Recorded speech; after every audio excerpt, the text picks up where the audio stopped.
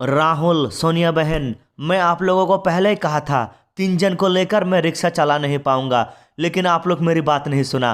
3 जन आकर बैठ गया। अब रिक्शा चला नहीं पा रहा हूं मैं। राहुल, तुम उतरो उतरो राहुल, और धक्का लगा दो थोड़ा सा रिक्शे के पीछे। धक्का लगा दो राहुल। मोदी जी, एक बात बताइए, मैं रिक्शे से उतर कर धक्का क्यों लगाऊं?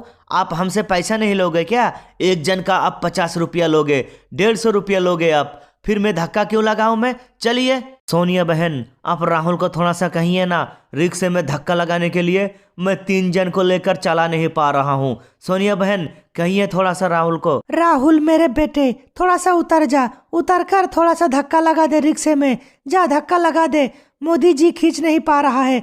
जा राहुल बेटा उतर।